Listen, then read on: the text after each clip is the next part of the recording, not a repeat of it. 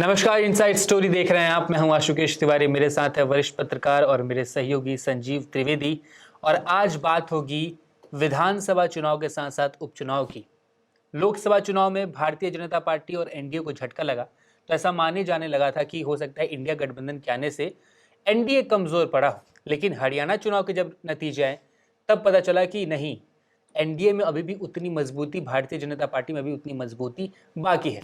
अब ऐसे में सवाल यह है कि महाराष्ट्र, उत्तर प्रदेश, झारखंड, बिहार, आखिर क्या राजनीतिक दिशा और दशा बदलने वाली है? और क्या सच में एक बार फिर से एनडीए की मजबूती दिखेगी, या फिर एग्जिट पोल ने जिस तरीके के नतीजे दिए हैं वो एक बार फिर से फेल होंगे? इन सभी चीजों को बताएंगे और बताएंगे कि आखिर इन चुनावों में किस राज्य में किसकी सरकार बनने के संकेत हैं। अब बात उत्तर प्रदेश की। उत्तर प्रदेश में बाई इलेक्शन हुआ और 9 सीटों के बाई इलेक्शन की चर्चा ऐसी हुई कि पूरे देश में गूंज उठी। 288 सीटें हैं महाराष्ट्र में और 81 सीटें हैं झारखंड में, जहां विधानसभा चुनाव होने वाले थे, मुख्यमंत्री चुना जाना था, लेकिन उनकी चर्चा ना होकर दिन भर चर्चाओं में रहा उत्तर प्रदेश अपने 9 सीटों के लिए। आखिर वो चर्चा क्यों रही? क्या ये जो 9 सीटें हैं वो आने वाले टाइम में भारतीय राजनीति को डिसाइड करने वाले हैं कि भारतीय राजनीति किस ओर जाने वाली है? क्या वो 27 की तस्वीर भी दिखाने वाले हैं? इन सभी चीजों पे बात करेंगे। सर, आपने देखा ये जो चुनाव हुए 9 सीटों के, खासकर में कुंदर की, आप मीरापुर ले लीजिए, सीसामऊ ले लीजिए, इनकी जो चर्चाएं दिन भर होती रही। अखिलेश यादव ने मीडिया का काम किया, उनका अगर आप ट्विटर हैंडल उठा के देखिएगा तो लगातार वीडियो पे वीडियो पोस्ट होते रहे, पुलिस वाले सस्पेंड होते रहे। आखिर ये चुनाव था क्या, और ये आखिर इतनी ज्यादा जोर एक चुनाव में क्यों? देखिए, समाजवादी पार्टी ने हाई हैंडेडनेस, धांधली की शिकायत की है, चुनाव आयोग से भी की है और पब्लिक डोमेन में भी अखिलेश यादव, सपा सुप्रीमो, उनके जैसा कि आपने बताया बहुत से ऐसे वीडियो देखे गए जो कि इस बात की गवाही दे रहे थे कि क्या पुलिस लोगों को रोक रही थी वोट करने से, और अगर ऐसा हो रहा था तो बहुत दुखद। लेकिन उनकी व्यग्रता में कहीं ना कहीं एक असहजता, एक डर की बात भी लोगों को सामने दिखाई पड़ी है। राम गोपाल जी ने आज ट्वीट कर दिया और उन्होंने मांग की है कि वहाँ पर उपचुनाव होने चाहिए उत्तर प्रदेश में। तो ऐसा लग रहा है कि अपनी स्थिति से बहुत ज़्यादा संतुष्ट नहीं है समाजवादी पार्टी वाले, और कहीं ना कहीं कुछ ऐसा लग रहा है कि उन्हें एक डर की चिंता सता रही है, जबकि ज़्यादातर सीटें जो हैं वो समाजवादी पार्टी के पास थीं। इस उपचुनाव में जो 9 सीटें हैं उसमें अधिकतर सीटें अभी इस वक्त भी समाजवादी पार्टी के पास थीं, तो कायदे से उन्हें जीतना चाहिए था, क्योंकि सीटों का जो मेकअप है वो कुछ इस तरह का है। जैसे मान लीजिए कि मुस्लिम बहुल इलाकों में जो सीटें हैं, ख़ास तौर पर जो मीरापुर की सीट कही जा रही है और सीसामऊ की सीट और कुंदरकी की सीट कही जा रही है, वो तो दशकों से भारतीय जनता पार्टी ने जीता ही नहीं है। तो ऐसी सीटों पर मतदान प्रतिशत कम हो गया है। अब ये जो मतदान प्रतिशत कम हो गया आशुकेश, यहीं पर तो कैच छिपा हुआ है। जब मतदान प्रतिशत कम हो जाता है तो ऐसा लगता है कि जो वहाँ पर बहुल आबादी है, इस केस में मुस्लिम बहुल आबादी है, क्या वो वोट करने नहीं आई? और अगर वो वोट करने नहीं आई तो इसका अर्थ ये बड़ा स्पष्ट हो जाता है कि वोटर्स टर्न अप अगर नहीं करेंगे तो फिर वोटिंग परसेंटेज गिरेगा, और अगर वोटिंग परसेंटेज गिरेगा तो जाहिर है कि उनको लाभ नहीं होगा जिनको उस वोटिंग परसेंटेज के बढ़ने का फ़ायदा होता है, उस बहुल आबादी का फ़ायदा होता है। तो ये तीनों सीटें जिसकी बात हम लोगों ने की, मीरापुर, सीसामऊ और कुंदर की, ये तीनों मुस्लिम बहुल सीटें हैं। अगर इन जगहों पर वोटिंग कम हो गई है तो फिर जाहिर है कि ये एक चिंता का विषय समाजवादी पार्टी के लिए है। लेकिन सर, सवाल ये भी है ना कि अगर वोटिंग परसेंटेज कम हुआ है और अखिलेश यादव के वीडियोस पे एक्शन लिए गए, ऐसा नहीं कि इलेक्शन कमीशन ने एक्शन नहीं लिया है, तो क्या ये एक विफलता है इलेक्शन कमीशन की कि आपने विधानसभा 2 राज्यों में बहुत अच्छे से करा दिया, उपचुनाव बिहार में भी थे, वहां पे भी बहुत अच्छे से हो गया, लेकिन ये जो 9 सीटें थी उत्तर प्रदेश में, वहां पे प्रशासन ने अपनी मनमानी दिखाई, जिस वजह से लोग घर से निकले नहीं? ये आरोप बहुत एक तरह से कहेंगे कि बहुत बड़ा आरोप है इलेक्शन कमीशन के ऊपर। आरोप तो बिल्कुल है, बहुत बड़ा आरोप है, और वो बंदूक ताने हुए पुलिस ऑफिसर्स दिखाई दे रहे हैं, एसएचओ जो काकोरौली थाने के दिखाई पड़ते हैं। अब उस कुछ लोगों का ये कहना है कि वो पत्थरबाजी हो गई और पत्थरबाजी से बचने के लिए वो बकरम कर रहे थे। महिलाएं आगे आ रही हैं तो फिर कौन सी बात है महिलाओं के ऊपर कैसे तानी जा सकती है बंदूक। लेकिन अब सवाल ये उठता है कि पत्थरबाजी क्यों हो रही थी। लोगों का कहना है कि पुलिस वाले आई कार्ड चेक कर रहे थे और ये देख रहे थे कि आप वोटिंग करने लायक है नहीं, आपका चेहरा मिलता है कि नहीं वोटर कार्ड में, वगैरह वगैरह। पर ये सब तो पुलिस वालों को जांचना नहीं है ना, ये सब तो जांचना है मतदान अधिकारियों को। तो ऐसी शिकायतें हुई हैं चुनाव आयोग से पास, मामला खत्म नहीं हुआ है। करीब 7 पुलिस वाले सस्पेंड भी हुए हैं इस पूरे प्रकरण में, और देखना पड़ेगा कि और क्या होता है, क्योंकि शिकायतें केवल मीरापुर से हुई ऐसा नहीं हुआ। शिकायतें तो शेषामाऊ में भी बहुत हुई और वहाँ पर भी ये देखा जा रहा था कि पुलिस वाले ही पैन कार्ड लाने के लिए कह रहे थे, आई कार्ड लाने के लिए कह रहे थे। तो ऐसा हुआ क्या? और अगर इस वजह से वोटिंग परसेंटेज गिरी है तो फिर जाहिर है कि ये समाजवादी पार्टी के लिए सुखद संदेश नहीं होने जा रहा है। लेकिन अब तो वोट हो गया और कैंसिल भी नहीं हुआ है वोटिंग, तो यानी कि नतीजे आएंगे। और अगर हम नतीजे के टर्म्स में हम बात करें तो अगर वोटिंग गिरी है तो फिर ये नुकसान होगा समाजवादी पार्टी को, खासतौर पर उन सीटों पर जहां पर मुस्लिम आबादी ज़्यादा है। मैं इसलिए कह रहा हूं क्योंकि रामपुर की सीट पर उपचुनाव हुए थे 2022 की बात मैं बता रहा हूँ आपको। आज़म खान जेल चले गए थे, वो उनकी सदस्यता खारिज हो गई थी और वहाँ पर भारतीय जनता पार्टी के उम्मीदवार बाई इलेक्शन में जीते। और मैंने खुद इलेक्शन को कवर किया, तो जब आज़म खान जीते थे तो उस वक्त वोटिंग हुई थी 60%। जब भारतीय जनता पार्टी के उम्मीदवार जीते तो 44%, यानी कि भारतीय जनता पार्टी के सारे लोग निकल गए और उसके विरोध में जो लोग वोट करने आते हैं उसमें से आधे ही निकले या पूरे नहीं निकले। तो ये जब भी वोटिंग परसेंटेज घटता है तो बहुल जातियां नहीं निकली और उन्होंने वोट नहीं किया, ऐसा प्रतीत होता है। और अगर ऐसे आप देखें तो एग्जिट पोल में भी ये बताया जा रहा है कि ज़्यादातर एग्जिट पोल, या यूँ कहें कि 100% एग्जिट पोल यही कह रहे हैं कि वहाँ 6 सीटों पर जीत हो गई है भारतीय जनता पार्टी की और 3 सीटें ही जीत पा रही है समाजवादी पार्टी। ख़ासतौर पर करहल की सीट जैसे वो जीतेंगे ही जीतेंगे, और इस तरह की जो एकदम ही पक्की सीटें हैं वही जीत पा रहे हैं। वोटिंग कम हुई है तो मुस्लिम बहुल सीटों पर भी जीत हो जाएगी भारतीय जनता पार्टी की, ये कहा जा रहा है। अब इस आकलन को यहीं पे हमें रोकना चाहिए, क्योंकि अगर हाई हैंडेडनेस की बात है तो वो बाद में तय होगी, लेकिन अगर वोटिंग 44-40 इस तरह की हो गई है तो फिर मानकर चलिए कि ये समाजवादी पार्टी के लिए बहुत अच्छा संदेश नहीं है। और इसके ज़रिए योगी आदित्यनाथ अपनी अथॉरिटी एग्जर्ट करेंगे, ये पहले ही से लोगों को पता थी, तो उन्होंने जी जान लगा दिया है प्रचार करने में।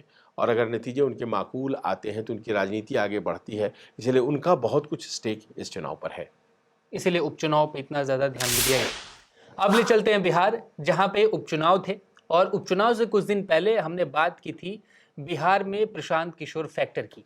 अब ऐसे में कल बिहार के उपचुनाव पे भी नतीजे आ जाएंगे। क्या ये नतीजे प्रशांत किशोर के अनुकूल रहेंगे? क्या ये नतीजे प्रशांत किशोर की राजनीति तय करेंगे? क्या ये नतीजे ये बताएंगे कि प्रशांत किशोर ने बीजेपी, आरजेडी, कांग्रेस, इंडिया गठबंधन किसी पार्टी का खेल बिगाड़ा है? आपको क्या लगता है सर? देखिए, प्रशांत किशोर अभी तक उनकी पार्टी 2 अक्टूबर को बनी ही है, लेकिन ऐसे में जबकि उन्होंने कोई चुनाव भी नहीं लड़ा है, उनके बारे में बात हम लोग कर रहे हैं और उनके फैक्टर के बारे में बात कर रहे हैं, यही शायद उनकी सफलता है। क्योंकि इस बार के जो उपचुनाव हुए हैं उसमें रिपोर्ट्स यही हैं कि वो शायद एक भी सीट न जीते, लेकिन हर सीट पर अपने उम्मीदवार के जरिए उन्होंने उलटफेर करने में सफलता हासिल की है। और अगर आप सीट बाय सीट चले जाएं तो चीज़ें और बेहतर समझ में आती हैं। अब देखिए, जैसे सीट है रामगढ़ की, बक्सर ज़िले में, और कहा यह जा रहा है कि आरजेडी के जो प्रमुख हैं, राज्य प्रमुख जगदानंद सिंह, उनके बेटे सुधाकर सिंह की वो सीट थी। सुधाकर सिंह एमपी बन गए तो छोटे भाई अजीत सिंह चुनाव लड़ने लगे, लेकिन अजीत सिंह चुनाव नहीं जीत रहे हैं। ये रिपोर्ट्स आ रही हैं कि चुनाव वहाँ पर उनके खिलाफ भारतीय जनता पार्टी की तरफ से लड़ रहे अशोक सिंह जीतेंगे, या फिर बीएसपी की टिकट पर वहां से पिंटू यादव लड़ रहे हैं।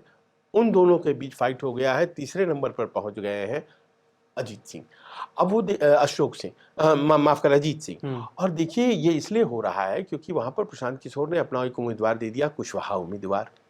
कुशवाहा उम्मीदवार, अब कायदे से कुशवाहा वोट जो है वो जाना चाहिए था, लवकुश का वोट जाता है नीतीश कुमार को, तो भारतीय जनता पार्टी के समर्थन में खड़ा होना चाहिए था, तो वो वोट भारतीय जनता पार्टी को जिस तरह से मिला, उसके बदले में जो यादव वोट थे वो तो कट गए, क्योंकि पिंटू यादव खड़े हो गए।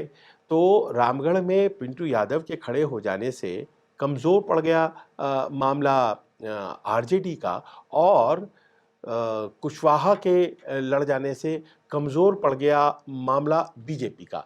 तो अब यहाँ पर फैक्टर बन करके वो उभर कर आ गए कि भाई पिंटू यादव की जो उम्मीदवारी हो जाती है, उनके पास यादव सीट है, और अगर मुस्लिम वोट उनकी तरफ चले जाते हैं, एमवाई वैसे काम कर जाता है, तो बहुत मुश्किल हो जाएगी। अगर मान लीजिए मुस्लिम वोट ऐसे वोट करते हैं जैसे कि जो जीत रहा हो उस तरफ वो जाना चाहते हैं, तो अगर भारतीय जनता पार्टी को हराते हुए नजर आते हैं पिंटू यादव जो बीएसपी से हैं, तो जाहिर है उनको वोट मिल जाएगा, उनके पास 2 वोट हो जाएंगे। और ठाकुर समुदाय, राजपूत समुदाय से भारतीय जनता पार्टी के उम्मीदवार भी आ रहे हैं, और उसी समुदाय से आ रहे हैं आरजेडी के भी उम्मीदवार। वहाँ वोट का बंटवारा हो रहा है, और कुशवाहा समुदाय से आ रहे हैं प्रशांत किशोर के उम्मीदवार।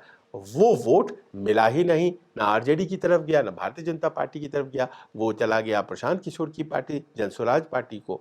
तो ये जो बंटवारा हुआ, जिसमें बहुत बड़ी भूमिका निभा दी जनसुराज ने, उससे ऐसा प्रतीत होता है कि वहाँ पर पिंटू यादव जो कि बीएसपी की टिकट्स पे लड़ रहे हैं, उनका बहुत ज़्यादा प्रबल चांसेस बन जाता है, और फाइट में वो और अशोक सिंह भारतीय जनता पार्टी के हैं।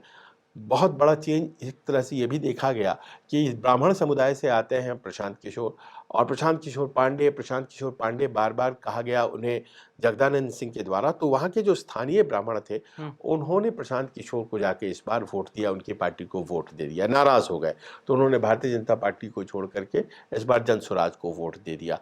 तो इस तरह से पाया ये गया कि वो भले वो जीत न पाए, लेकिन भारतीय जनता पार्टी का वोट वहाँ भी कट गया, और पिंटू यादव की जो उम्मीदवारी थी वो ज़्यादा मजबूत सी होती दिखाई पड़ी।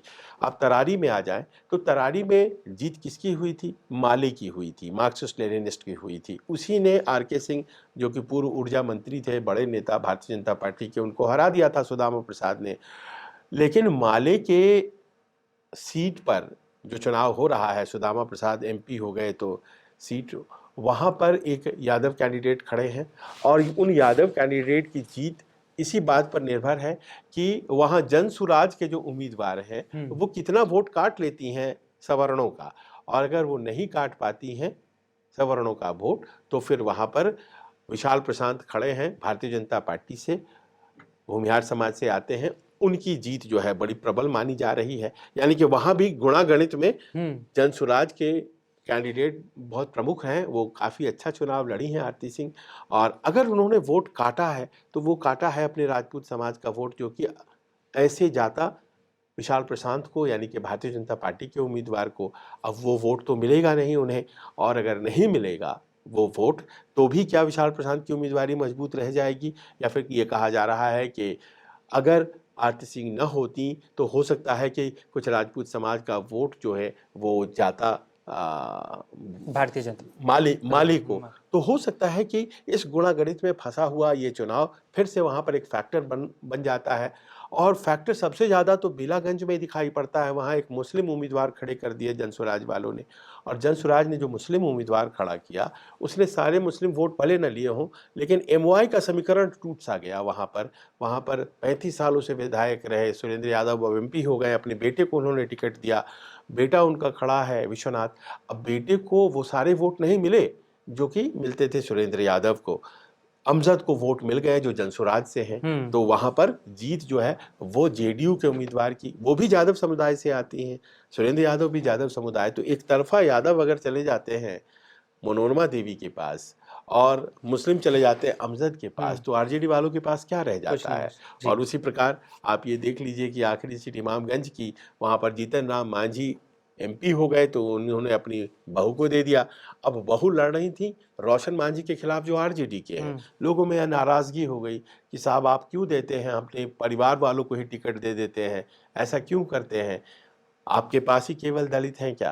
तो और भी तो लोग हैं जो कि टिकट पा सकते थे मांझी समाज के, तो लोग रोशन मांझी जो कि आरजेडी से हैं उनको देने लगे। अब वहाँ पर एक पासवान उम्मीदवार खड़ा कर रखा था जनसुराज ने।